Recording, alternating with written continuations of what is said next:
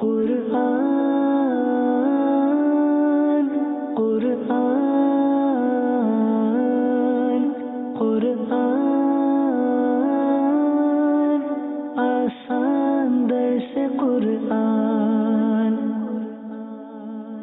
الحمد لله رب العالمين والصلاة والسلام على سيد المرسلين أما بعد فأعوذ بالله من الشيطان الرجيم بسم الله الرحمن الرحيم الصلاة والسلام عليك يا رسول الله وعلى آلك وأصحابك يا حبيب الله الصلاة والسلام عليك يا نبي الله وعلى آلك وأصحابك يا نور الله. سلسلہ ہے آسان درس قرآن. آج سورہ آل عمران کی آیت نمبر 104 سے قرآن پاک کا درس سنیں گے. مسلمانوں کو مخاطب کرتے ہوئے اللہ تعالیٰ نے ارشاد فرمایا بسم اللہ الرحمن الرحیم وَلْتَكُمْ مِنْكُمْ أُمَّةٌ يَدْعُونَ إِلَى الْخَيْرِ وَيَأْمُرُونَ بِالْمَعْرُوفِ وَيَنْهَوْنَ عَنِ الْمُنْكَرِ وَأُولَئِكَ هُمُ الْمُفْلِحُونَ. اور تم میں سے ایک گروہ ایسا ہونا چاہیے جو بھلائی کی طرف بلائیں اور اچھی بات کا حکم دے اور بری بات سے منع کریں، اور یہی لوگ فلاح پانے والے ہیں. اس آیت مبارکہ میں امت کا ایک اجتماعی فریضہ بیان کیا گیا ہے. یہ تو ممکن نہیں ہوتا کہ امت کا ہر فرد اپنے گھر سے نیکی کی دعوت کے لیے نکل پڑے. زندگی 20 امور کے مجموعے کا نام ہے. معیشت، معاشرت اور دیگر بہت سے امور زندگی میں سر انجام دینے ہوتے ہیں. تو فرمایا کہ لوگ اپنے کاموں میں مشغول ہو کر امر بالمعروف کے فریضے سے کلی طور پہ غافل نہ ہو جائیں، بلکہ اے مسلمانوں تم میں ایک گروہ ایسا ہونا چاہیے جو نیکی کی دعوت کا کام کرنے والا، جو دعوت الی الخیر نیکی کی طرف بلائے، جو بھلائی کا حکم کرے اور جو برائی سے منع کرے. تو جب کسی قوم میں خیر کی طرف بلانے والے اور شر سے روکنے والے لوگ موجود ہوتے ہیں تو وہ قوم محفوظ رہتی ہے اور اس میں بہتری رہتی ہے. اگر شر اور شر پھیلانے والے بڑھتے جائیں اور نیکی کرنے والے اور نیکی کی طرف بلانے والے اور برائی سے روکنے والے کم ہوتے جائیں تو آہستہ آہستہ وہ معاشرہ تباہ ہو جاتا ہے، وہ ملت تباہ ہو جاتی ہے. تو مسلمانوں کو فرمایا کہ یہ تمہاری ذمہ داری ہے کہ تم میں ایک گروہ ایسا ہو کہ جو مستقل بنیادوں پر یہ کام کرے. اس کے ساتھ ساتھ یہ تو وہ ہے کہ مسلمانوں کا ایک گروہ اس فریضے کی انجام دہی میں لگا رہے، لیکن اس سے ہٹ کر شریعت کا حکم یہ ہے کہ جو شخص بھی کسی جگہ پہ نیکی کی بات سمجھا سکتا ہے اسے چاہیے کہ نیکی کی بات سمجھائے، اور جو شخص کسی برائی کو اپنے ہاتھ سے روک سکتا ہے وہ اسے روکے. ہاتھ سے نہ روک سکتا ہو تو زبان سے منع کرے، اور زبان سے بھی اگر منع نہ کر سکتا ہو تو کم از کم اپنے دل میں اس برائی کو برا جانے، کیونکہ جب دل میں برائی کو برا جاننے کا جذبہ بھی ختم ہو جائے تو اس کے بعد پھر زوال اور تباہی شروع ہو جاتی ہے. تو لہذا مجموعی طور پہ ایک گروہ ہونا چاہیے، اور اس سے ہٹ کر انفرادی طور پہ ہر شخص کو دین کا اتنا مبلغ ضرور ہونا چاہیے کہ جہاں وہ نیکی کی بات کہہ سکے وہ کہے، اور جہاں برائی سے روک سکتا ہو وہاں پر ضرور روکے. اس آیت مبارکہ میں ان لبرلز اور سیکولرز کا بھی رد ہے جو یہ کہتے ہیں کہ بھائی لوگوں کو ان کے حال پہ چھوڑ دو، ہر بندے کا جو معاملہ ہے وہ اس کا اور خدا کا معاملہ ہے، ہماری کوئی ذمہ داری نہیں اور ہمارا کوئی کام نہیں کہ ہم کسی سے کہیں کہ تم یہ کام کرو یا ہم کسی سے یہ کہیں کہ تم یہ کام نہ کرو. یہ سیکولرز اور لبرلز کی زبان پہ وہ الفاظ اور وہ تعلیم ہیں جو مغرب سے اور کفار کی طرف سے آئی. مسلمان کا طریقہ کار یہ نہیں، اسلام کی تعلیم یہ نہیں. اسلام کی تعلیم وہ ہے جو ابھی قرآن مجید کی میں نے آیت مبارکہ پڑھی کہ اللہ تعالیٰ نے ہمیں حکم دیا کہ تم میں ایک گروہ ایسا ہو جو نیکی کی طرف بلائے، جو بلائی کا حکم دے، جو برائی سے منع کرے، جو لوگوں سے بے پرواہ ہو کے نہ بیٹھے کہ لوگ جو کرنا چاہیں کرے، جس موقع پہ جو بےہودگی کرنا چاہیں کرے، ہمارا کسی سے کوئی لین دین نہیں. یہ اسلام کی تعلیم نہیں. لہذا جو مسلمان ہے اس کے لیے لبرلز کے کالمز یا سیکولرز کی جو تعلیمات ہے وہ نہیں، بلکہ جو خدا کا قرآن ہے اور جو نبی کا فرمان ہے وہ حرف آخر ہے، اور وہ ہے جو ابھی میں نے آپ کے سامنے بیان کیا۔ اس کے بعد مزید ارشاد فرمایا وَلَا تَكُونُوا كَالَّذِينَ تَفَرَّقُوا وَاخْتَلَفُوا مِن بَعْدِ مَا جَاءَهُمُ الْبَيِّنَاتُ وَأُولَٰئِكَ لَهُمْ عَذَابٌ عَظِيمٌ، اور ان لوگوں کی طرح نہ ہونا، اے مسلمانوں ان لوگوں کی طرح نہ ہونا جو آپس میں متفرق ہو گئے اور انہوں نے اپنے پاس روشن نشانیاں آ جانے کے بعد بھی آپس میں اختلاف کیا، اور ان کے لیے بڑا عذاب ہے۔ یہاں جو آیت مبارکہ ہے اس کے دو مفہوم بیان کیے گئے، ایک تو عقیدے کے اعتبار سے ہے اور ایک عمل کے اعتبار سے۔ عقیدے کے اعتبار سے اس کا معنی یہ ہے کہ اے مسلمانوں تم یہودیوں اور عیسائیوں کی طرح ایسے نہ ہو جانا کہ اپنے دین کے ٹکڑے ٹکڑے کر بیٹھو۔ کوئی شخص دین کا ایک جز لے کے اسی کو سارا دین سمجھ کے چل رہا، کوئی شخص دین کے دوسرے حصے کو لے کے اسی کو اپنا دین قرار دے دے۔ تو فرمایا کہ دین کے اس طرح ٹکڑے نہیں کرنا، دین پورے کا پورا یہ تمہارا دین ہے اور پورا دین تمہارے ہاتھ میں ہونا چاہیے۔ دین کیا ہے؟ دین نام ہے قرآن کا، دین نام ہے رسول اللہ صلی اللہ تعالی علیہ وآلہ وسلم کی سنت اور طریقے کا، دین نام ہے عقائد صحیحہ کا، دین نام ہے اللہ اور اللہ کے رسول کی محبت کا، دین نام ہے صحابہ کرام کی عظمتوں کو تسلیم کرنے کا، دین نام ہے نبی پاک علیہ الصلوۃ والسلام سے اہل بیت سے محبت کرنے کا۔ تو یہ نہیں ہو سکتا کہ اب توحید کا نام تو کوئی لے لیکن رسالت کا مرتبہ و مقام اس کی نظر میں کچھ نہ ہو، یا وہ اہل بیت کا نام تو لے لیکن صحابہ کرام کی عظمتوں کا منکر ہو، یا وہ بزرگان دین کا لفظ سلف صالحین کا لفظ تو استعمال کرے لیکن اولیاء کرام کے حوالے سے اس کے دل کے اندر ایسا لگے کہ جیسے کینہ بھرا ہوا۔ تو یہ جو تفریقے کی راہ ہے اور یہ جو انتشار کی راہ ہے اور یہ جو دین کی کلیت سے انحراف کی راہ ہے یہ نہیں ہونی چاہیے۔ تو فرمایا کہ تم ان لوگوں کی طرح نہ ہونا کہ جنہوں نے جو آپس میں متفرق ہو گئے اور جو آپس میں اختلاف میں پڑ گئے حالانکہ ان کے پاس اللہ کی طرف سے روشن نشانیاں موجود تھیں۔ اور یہی عمل کے اعتبار سے دیکھیں تو فرمایا کہ اے مسلمانوں تم آپس میں ان لوگوں زمانہ جاہلیت کے لوگوں کی طرح نہ ہونا جو چھوٹی چھوٹی باتوں پہ آپس میں لڑ پڑتے تھے، ایک دوسرے سے جدا ہو جاتے تھے، ایک دوسرے سے دور ہو جاتے تھے۔ تو لہذا بحیثیت قوم اور بحیثیت ملت اور بحیثیت امت نہ تو عقیدے کے اندر ایک دوسرے سے جدا ہو اور نہ ہی عمل کے اعتبار سے ایک دوسرے سے جدا ہو کے لڑائی جھگڑے کا شکار ہونا۔ اور جن لوگوں نے ایسا کیا تھا، جو متفرق ہوئے، جنہوں نے دین کے ٹکڑے کیے، جو آپس میں دشمنیوں میں پڑے، فرمایا ان کے لیے بہت بڑا عذاب ہے۔ وہ عذاب کب ہوگا؟ فرمایا یوم تبیض وجوہ وتسود وجوہ فَأَمَّا الَّذِينَ اسْوَدَّتْ وُجُوهُهُمْ أَكَفَرْتُمْ بَعْدَ إِيمَانِكُمْ فَذُوقُوا الْعَذَابَ بِمَا كُنْتُمْ تَكْفُرُونَ۔ وہ عذاب ان کے لیے اس دن ہوگا جس دن کئی چہرے تو روشن ہوں گے اور کئی چہرے سیاہ ہوں گے۔ تو وہ لوگ جن کے چہرے سیاہ ہوں گے ان سے کہا جائے گا کہ کیا تم ایمان لانے کے بعد کافر ہوئے تھے؟ تو اب اپنے کفر کے بدلے میں عذاب کا مزہ چکھو۔ یہ ان لوگوں سے کہا جائے گا۔ تو فرمایا قیامت کا دن کیا ہے کہ قیامت کا دن وہ ہے جس میں کچھ چہرے روشن اور کچھ چہرے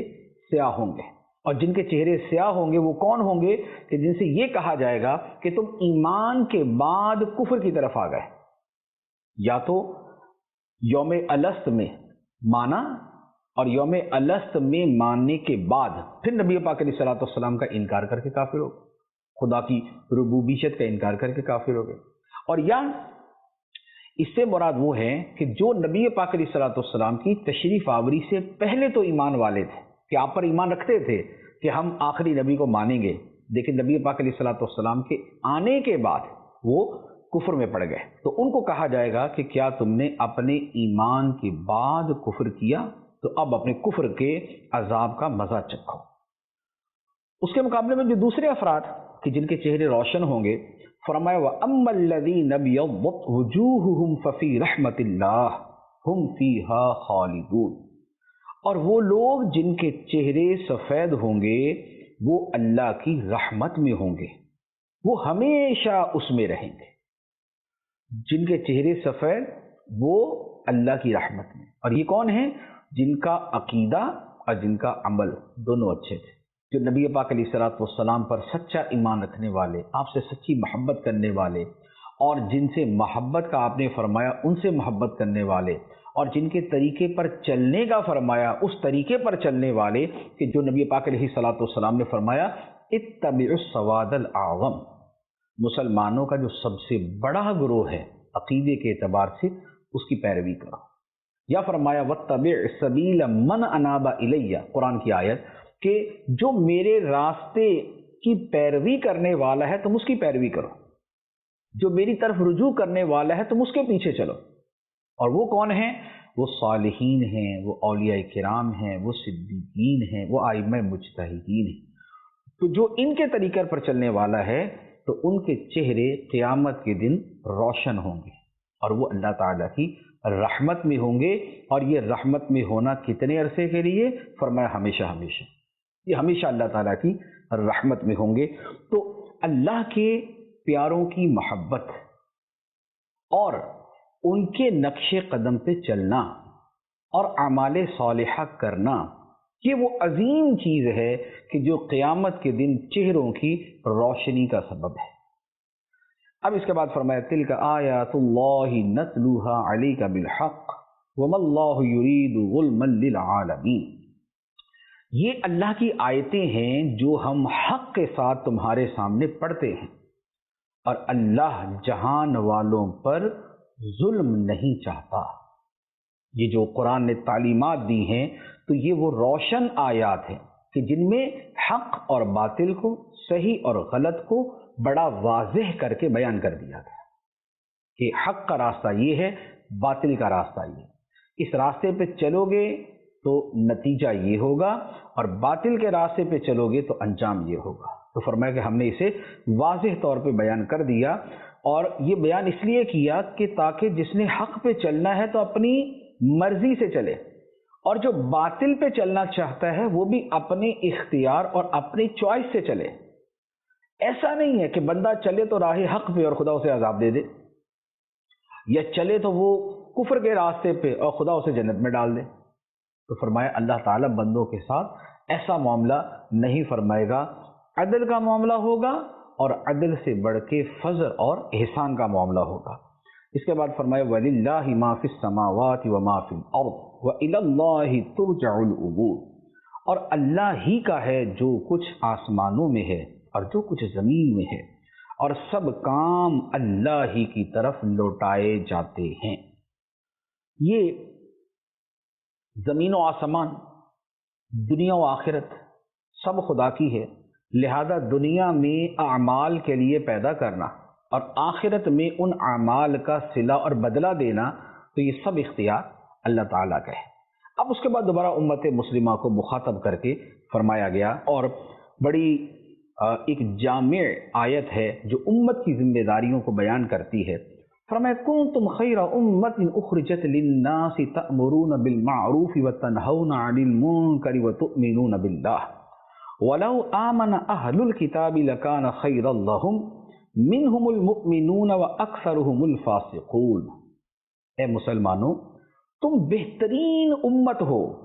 جو لوگوں کی ہدایت کے لیے ظاہر کی گئی، تم بھلائی کا حکم دیتے ہو اور برائی سے منع کرتے ہو، اور اللہ پر ایمان رکھتے ہو، اور اگر اہل کتاب ایمان لے آتے تو ان کے لیے بہتر تھا، ان میں کچھ مسلمان ہیں اور ان کی اکثریت نافرمان ہے۔ یہ آیت مبارکہ اپنے معنی و مفہوم میں بڑی واضح ہے کہ امت مسلمہ اور امت محمدیہ علی صاحبہ الصلاۃ والسلام کی عظمت اور ان کی ذمہ داری دونوں کو اس میں بیان کر دیا گیا۔ عظمت یہ ہے کہ فرمایا کہ تم بہترین امت ہو، ہر نبی کی امت اپنے زمانے کے اعتبار سے بہترین ہوتی تھی، بنی اسرائیل کے بارے میں بھی ان سے یہ فرمایا گیا کہ تم بہترین امت ہو، تم بہترین لوگ ہو، لیکن کس اعتبار سے؟ اپنے زمانے کے اعتبار سے۔ یعنی بنی اسرائیل دنیا کی سب سے بہترین قوم تھے اپنے زمانے میں، لیکن جب اللہ تعالیٰ نے آخری نبی ہمارے آقا و مولا صلی اللہ تعالیٰ علیہ وآلہ وسلم کو بھیج دیا اور آپ نے اعلان نبوت فرمایا، تو اب وہ بہترین کا جو منصب اور ذمہ داری تھی وہ اس امت کی طرف منتقل ہو گئے، یعنی ہماری طرف جو ہم امت مسلمہ ہیں۔ تو فرمایا کہ تم بہترین امت ہو۔ اب امت مسلمہ وہ بہترین امت ہے کہ اب قیامت تک یہی بہترین ہے۔ اب قیامت تک ساری اقوام پر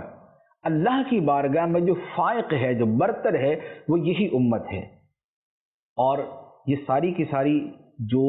اس کی جو حکمت اور جو اس کا ریزن ہے وہ کیا ہے؟ وہ ہے نسبت اللہ کے محبوب صلی اللہ تعالیٰ علیہ وآلہ وسلم کے ساتھ، کہ یہ امت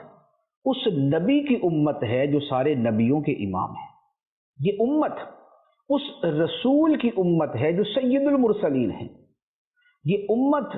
اس محبوب کی امت ہے جو خدا کے محبوب ہیں۔ تو لہذا نبی پاک صلی اللہ علیہ وآلہ وسلم کی نسبت کے سبب اور نسبت کی برکت سے یہ امت ساری امتوں سے افضل ہو گئی۔ اللہ تعالی نے ثواب زیادہ عطا فرماتا، انہیں شب قدر عطا فرمائی جس کی ایک رات کی عبادت 1000 مہینوں کی عبادتوں سے بہتر، جن کے تھوڑے عمل پہ اللہ تعالیٰ زیادہ ثواب عطا فرماتا، جنہیں اللہ تعالیٰ نے دنیا میں غلبہ عطا فرمایا اور جن میں اللہ تعالیٰ نے ہزار نہیں بلکہ لاکھوں اولیاء کرام پیدا کی، اور یہ ساری برکتیں دم قدم کی ہیں سرکار دو عالم صلی اللہ تعالیٰ علیہ وآلہ وسلم نے۔ اب اس برکت اور اس نسبت کے ساتھ ایک ذمہ داری بھی بیان کی کہ تم بہترین امت ہو جو لوگوں کے سامنے ظاہر کی گئی۔ اس کے ساتھ ذمہ داری یہ ہے کہ اب چونکہ سلسلہ نبوت ختم ہو چکا، نبی پاک صلی اللہ علیہ وآلہ وسلم اللہ تعالیٰ کے آخری نبی، آپ کے بعد اب کوئی نیا نبی نہیں آئے گا۔ جو نبوت کا دعویٰ کرے گا وہ جھوٹا ہوگا، جیسے مرزا غلام احمد قادیانی، یا اس سے پہلے مسلمہ کذاب جو زمانے رسالت ہی میں گزرا، یا اسود عنسی، یا اور اس طرح کے دجالوں کی ایک تعداد ہے، بہت بڑی تعداد ہے جو تاریخ کے صفحات میں موجود ہے۔ تو یہ جتنے نبوت کے دعوے دار تھے جھوٹے اور کذاب اور دجال تھے۔ تو اب جب نیا نبی نہیں آئے گا تو جو مخلوق تک خدا کا پیغام پہنچانا ہے، جو اللہ تعالیٰ کا قرآن اور اللہ کی کتاب لوگوں تک پہنچانی ہے، جو توحید کا پیغام لوگوں تک پہنچانا ہے، وہ کس نے؟ سلسلہ نبوت تو ختم ہو گیا۔ تو اللہ تعالیٰ نے فرمایا کنتم، وہ تم ہو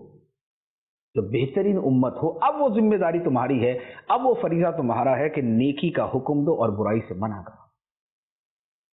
اور فرمایا کہ تم اللہ پہ ایمان رکھتے ہو، اور اب اس کے ساتھ فرما دیا کہ وہ جو اہل کتاب پہلے تھے اب وہ بھی ایمان لے آتے اور وہ بھی دامن مصطفیٰ سے وابستہ ہو جاتے اور وہ بھی نبی پاک علیہ الصلوۃ والسلام کے دامن کو تھام لیتے، لکان خیر اللہم، تو یہ ان کے لیے بہتر ہوتا۔ اب وہ سابقہ فضیلتیں اور وہ سابقہ عظمتیں وہ ساری کی ساری تب ملیں گی کہ جب نبی پاک علیہ الصلوۃ والسلام پر ایمان لائیں گے۔ تو فرمایا اہل کتاب اگر ایمان لے آتے تو وہ جو پہلے ان کو کہا گیا کہ تم بہترین ہو، تمہیں یہ فضیلت، تمہیں یہ فضیلت، وہ ساری فضیلتیں ملتی اگر ایمان لاتے آخری نبی محمد مصطفیٰ صلی اللہ علیہ وآلہ وسلم پر۔ لیکن فرمایا کہ ایسا ہے نہیں، ان میں جو ایمان والے ہیں وہ تھوڑے سے ہیں، کچھ مسلمان ہیں جو مسلمان ہو گئے، جو اسلام لے آئے، جیسے حضرت عبداللہ بن سلام رضی اللہ تعالیٰ عنہ۔ تو فرمایا کہ کچھ مسلمان ہیں اور اکثریت و اکثرهم الفاسقون، اکثر فاسق ہیں، اکثر نافرمان، کہ جنہوں نے انکار کیا کافر ہوئے اور کافر رہے۔ اچھا، اب کچھ یہودی چونکہ مسلمان ہوئے تھے، جو مسلمان ہوئے ان کو ان کے رشتہ داروں نے انہوں نے کہا کہ ہم تمہیں جینے نہیں دیں گے، تنگ کر کے رکھ دیں گے، یہ کر دیں گے، وہ کر دیں گے، جیسے آج بھی ہوتا ہے کہ کوئی بندہ مسلمان ہو جائے تو جو اس کے سابقہ مذہب والے ہوتے ہیں تو وہ اس کو چین سے جینے نہیں دیتے، تنگ کرتے۔ تو اب ان لوگوں نے جب دھمکیاں دی تو اللہ تعالیٰ نے فرمایا لن يضروكم الا اذى وان يقاتلوكم يولوكم الادبار ثم لا ينصرون۔ یہ جو تمہارے سابقہ رشتہ دار ہیں، اے مسلمان ہونے والوں، یہ پہلے کے لوگ یہ تمہیں ستانے کے علاوہ کوئی نقصان نہیں پہنچا سکیں گے، اور اگر تم سے لڑیں گے تو تمہارے سامنے سے پیٹھ پھیر کر بھاگ جائیں گے، پھر ان کی مدد نہیں کی جائے گی۔ تو جو نئے مسلمان ہونے والے تھے، اللہ تعالیٰ نے ان کو ہمت اور حوصلہ عطا فرمایا اور ان کو بشارت دی کہ یہ جو تمہیں دھمکیاں دیتے ہیں یہ صرف یہ ہو سکتا ہے کہ زبانی کلامی کو طنز کر لے، کو مذاق اڑا لیں، کو ملنا جلنا کم کر دے، ایسا کر سکتے ہیں، لیکن تمہیں کوئی نقصان نہیں پہنچا سکتے، اور اگر یہ تمہارے مقابلے پر آئے تو سب بھاگ جائیں گے۔ اور اللہ تعالیٰ کا یہ فرمان پورا ہوا کہ ان نئے مسلمان ہونے والوں سے جس نے بھی مقابلہ کرنے کی کوشش کی شکست سے دوچار ہوا، اور مسلمانوں نے ان کے ملکوں کے ملک فتح کر لیے۔ چنانچہ روم فتح ہوا، شام فتح ہوا، مصر فتح ہوا، عراق فتح ہوا، پھر دوسری طرف جو ہے وہ ایران کسرا کا ملک وہ فتح ہوا۔ تو یہ جو فتوحات پھیلتی گئیں، یہ ساری کی ساری غیبی خبریں جو یہاں پر دی گئی تھیں، اللہ تعالیٰ نے صحابہ کرام رضوان اللہ علیہم اجمعین کے ہاتھوں پر ان فتوحات کو مکمل فرمایا اور ان بشارتوں کو پورا فرمایا۔ اب یہ جو دشمن تھے، جو بطور خاص یہاں پر اہل کتاب میں جو یہود ہیں ان کے حوالے سے کلام ہے، تو فرمایا کہ یہ لوگ کہ جو تم سے مقابلے کی باتیں کرتے ہیں اور تمہیں نقصان پہنچانے کی باتیں کرتے ہیں، ان کا معاملہ کیا ہے، ان کا مستقبل اب جو ہونے والا ہے، اب یہاں پر وہ بیان کیا گیا۔ وہ کیا ہے؟ فرمایا ضربت علیہم الذلۃ اینما ثقفوا الا بحبل من اللہ وحبل من الناس وباؤوا بغضب من اللہ وضربت علیہم المسکنہ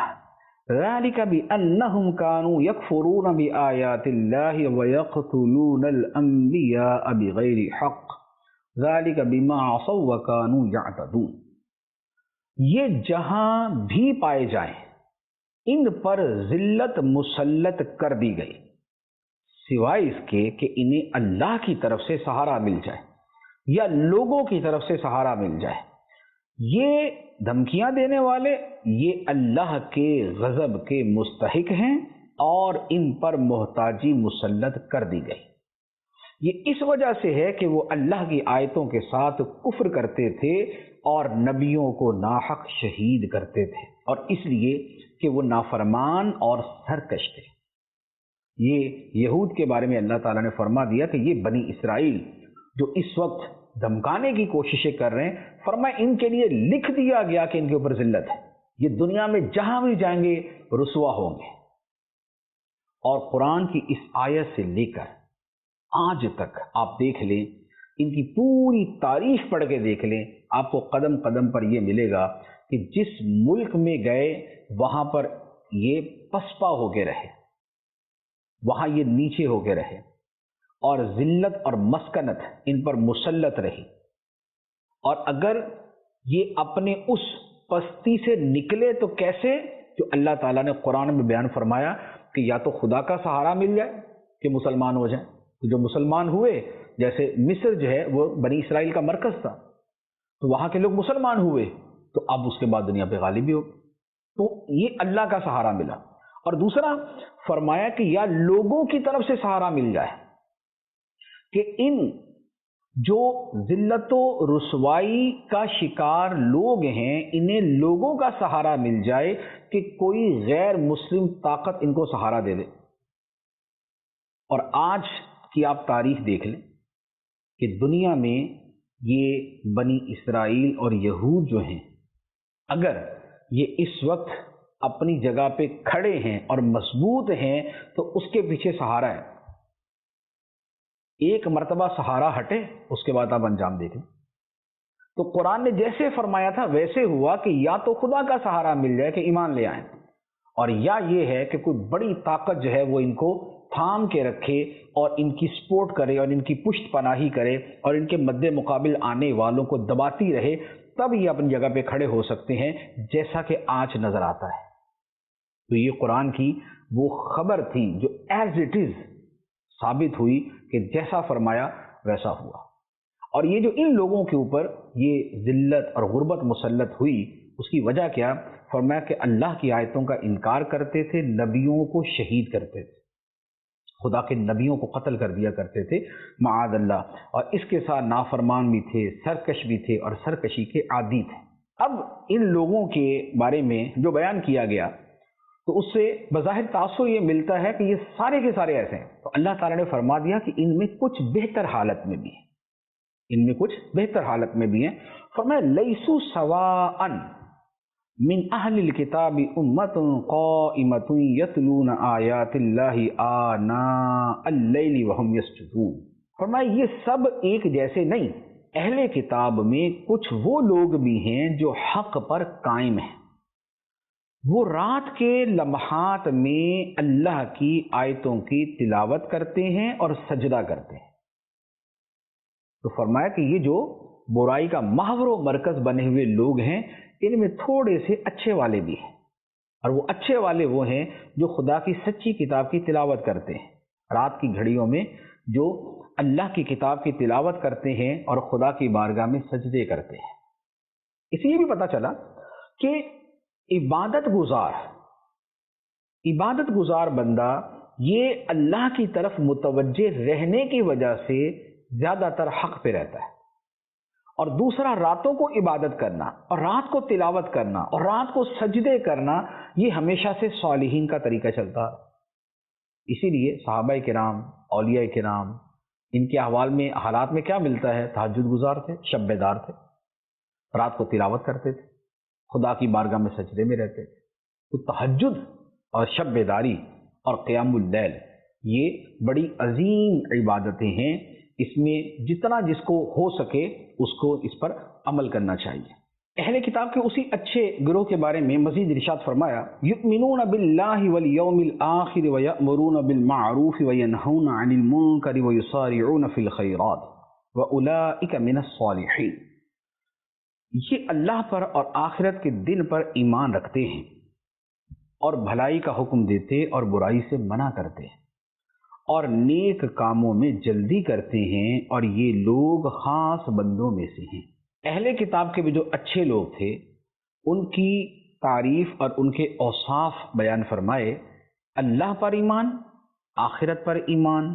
نیکی کا حکم دینا، برائی سے منع کرنا اور نیکی کے کاموں میں جلدی کرنا، یہ 5 اوصاف بیان فرمائے۔ اس سے پچھلی آیت کے اندر مزید اوصاف تھے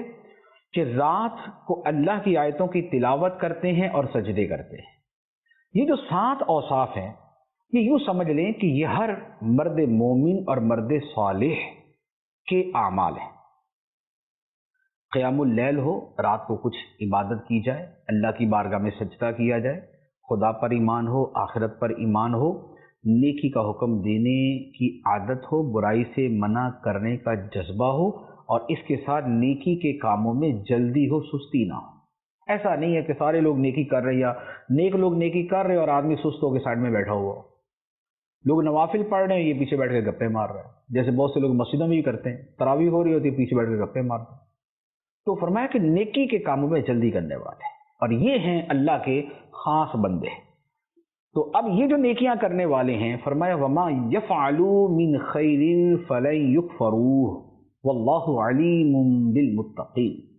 اور یہ لوگ جو نیک کام کرتے ہیں ہرگز اس نیکی پر ان کی ناقدری نہیں کی جائے گی، اور اللہ ڈرنے والوں کو جانتا ہے۔ جو لوگ یہ نیکیاں کرتے ہیں تو فرمایا کہ ان کی ناقدری نہیں کی جائے گی بلکہ ان کے اعمال کی قدر کی جائے گی، اپریشیٹ کیا جائے گا، انہیں صلہ دیا جائے گا، بدلہ دیا جائے گا۔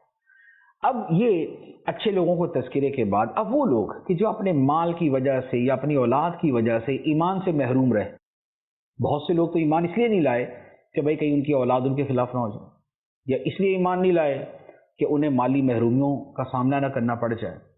تو اللہ تعالیٰ نے ان لوگوں کے بارے میں فرمایا ان الذین کفروا لن تغنی عنہم اموالہم ولا اولادہم من اللہ شیئا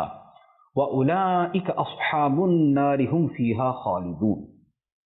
وہ لوگ جو کافر ہوئے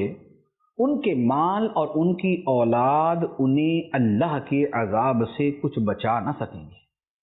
اور یہی لوگ جہنمی ہیں، یہ ہمیشہ جہنم میں رہیں گے۔ یہ آیت مبارکہ ہے تو کافروں کے بارے میں کہ کافر اگر اولاد یا دولت کی وجہ سے ایمان قبول نہیں کرتا تو یہ اولاد اور یہ دولت اس کے کوئی کام نہیں آئے گی. لیکن یہی بات ہمارے لیے بھی ہے کہ جس اولاد کی وجہ سے اور جس مال کی خاطر بندہ گناہوں کا ارتکاب کرتا ہے تو یہ اولاد جو ہے یہ ان گناہوں کا بدلہ نہیں بنے گی. قیامت کے دن یہی اولاد ایک نیکی دینے سے بھی بھاگے گی. اگر باپ یہ کہے گا نا کہ تیرے اوپر میں نے زندگی میں 1 ارب روپیہ خرچ کیا تھا، تیرے لیے محل بنایا، گاڑیاں، بنگلے، یہ سب کچھ بنایا، ایک نیکی دے دو، اولاد ایک نیکی بھی نہیں دے گی. تو لہذا اولاد کی خاطر، بیوی کی خاطر، رشتہ داروں کی خاطر خدا کی نافرمانی نہیں کرنی چاہیے. ان کی خاطر حرام کمانا اور حرام میں پڑے رہنا یہ نہیں ہونا چاہیے. اور اسی طرح مال کی خاطر اور دنیا کی خاطر خدا کی نافرمانی کا راستہ اختیار کرنا اور کمائی کا حرام راستہ اختیار کرنا یہ نہیں ہونا چاہیے. نہ یہ قیامت کے دن ایسا مال کام آئے گا، نہ ایسی اولاد کام آئے گی. نیک اولاد ہوگی تو وہ کام آئے گی، اور اس کے ساتھ مال حلال طریقے سے کمایا ہوگا، نیک جگہ پہ خرچ کیا ہوگا تو وہ کام آئے گا. اب جو اللہ کی راہ میں خرچ کرنے والے ہیں تو اس کی بھی اللہ تعالیٰ نے آگے مزید جو ہے اس کی کافی توضیح فرمائی ہے کہ اللہ کی راہ میں خرچ کیا گیا مال بھی تب فائدہ دے گا جب حالت ایمان میں خرچ کیا ہو اور مقصود اللہ کی رضا ہو. کافر نے خرچ کیا تو بھلے نیکی میں خرچ کیا، آخرت میں کوئی صلہ نہیں، اور اللہ کی راہ میں دیا تو ہے لیکن اللہ کے لیے نہیں بلکہ ریاکاری کے لیے، تو اس کا بھی کوئی فائدہ نہیں ہوگا. اس کو فرمایا مثل ما ينفقون في هذه الحياة الدنيا كمثل ريح فيها صر أصابت حرث قوم ظلموا أنفسهم فأهلكته وما ظلمهم الله ولكن أنفسهم يظلمون. اس دنیاوی زندگی میں جو خرچ کرتے ہیں اس کی مثال اس ہوا جیسی ہے جس میں شدید ٹھنڈ ہو. وہ ہوا کسی ایسی قوم کی کھیتی کو جا پہنچے جنہوں نے اپنی جانوں پر ظلم کیا ہو تو وہ ہوا اس کھیتی کو ہلاک کر دے، اور اللہ نے ان پر ظلم نہیں کیا بلکہ وہ خود اپنی جانوں پر ظلم کرتے ہیں. فرمایا کہ جو بندہ کفر یا ریاکاری کے ساتھ خرچ کرتا ہے تو یہ ایسے ہے کہ جیسے ایک شدید ٹھنڈی ہوا ہے. اب وہ شدید ٹھنڈی ہوا کیا ہے؟ وہ کفر ہے یا وہ ریاکاری ہے. اور ان کے جو اعمال کی کھیتی ہے جو انہوں نے اللہ کی راہ میں خرچ کیا ہے وہ کفر کی آندھی ان کے اعمال کی کھیتی کو برباد کر دے گی، یا وہ ریاکاری کی ٹھنڈی ہوا یعنی کہ شدید مہلک ٹھنڈی ہوا وہ ان کے اعمال کی کھیتی کو برباد کر دے گی. لہذا نیکیوں کا ثواب چاہیے تو پہلی شرط ایمان ہے اور دوسری شرط رضا الہی کی نیت ہونا ہے. اللہ کی رضا مطلوب نہیں اور ریاکاری مطلوب ہے تو یہ اعمال جو بندے نے مشقت سے کیے بھی ہوں گے برباد ہو جائیں گے. تو اب ان اعمال کا ثواب نہ ملنا یہ کوئی زیادتی نہیں ہے، یہ تو خود انہوں نے اپنی جانوں پہ ظلم کیا کہ انہوں نے عمل کو کیا ہی ایسے کہ اس کی شرطیں پوری نہ تھیں. اب اس کے بعد مسلمانوں کو کچھ تعلیمات اہل کتاب کے حوالے سے بیان فرمائی ہیں. فرمایا یا ایھا الذین آمنوا لا تتخذوا بطانة من دونکم لا یألونکم خبالا ودوا ما عنتم قد بدت البغضاء من افواہہم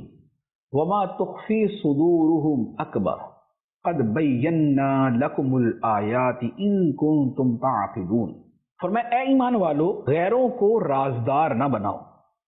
وہ تمہاری برائی میں کمی نہیں کریں گے، وہ تو چاہتے ہیں کہ تم مشقت میں پڑ جاؤ. بے شک ان کا بغض تو ان کے منہ سے ظاہر ہو چکا ہے اور جو ان کے دلوں میں چھپا ہوا ہے وہ اس سے بھی بڑھ کر ہے. بے شک ہم نے تمہارے لیے کھول کر آیتیں بیان کر دیں